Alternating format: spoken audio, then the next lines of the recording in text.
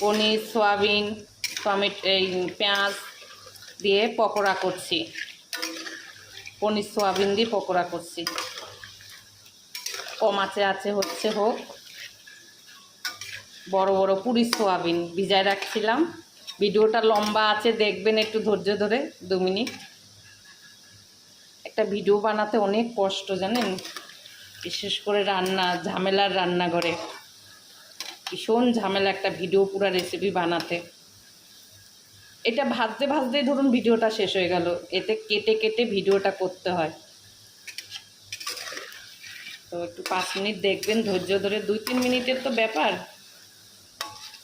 যে যত পৃথিবীতে লোক আছে না কেন যারা ভিডিও বানায়, তাদের যা কষ্ট একটা ভিডিও ঠিক করে এডিট না হলে ওই ভিডিওটাকে কেটে গুছিয়ে আবার করতে হয়, কেটে গুছিয়ে আবার করতে হয়। একদিন মাথায় কাজ করে না, ভিডিও রেখে দিতে হয় যারা এডিট করে ভিডিও। যেটা আমি ভিডিও এডিট করি না, এরকম নর্মাল ছোট ভিডিও করে এই তো নর্মাল করছি, হয়তো আজকেও ভিডিওটা ছাড়তে পারি বা কালকেও ভিডিওটা ছাড়তে পারি। আমার ভয়েসটা, আমি যে ভয়েস দিচ্ছি এই ভয়েসটাই থাকবে, আমি নতুন করে কোনো ভয়েস দিব না। আমি কোনো ভিডিও এডিট করি না, নর্মাল ভিডিও আমি ছাড়ি।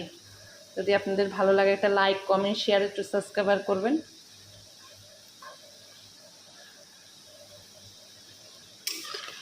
কম আছে হচ্ছে হোক।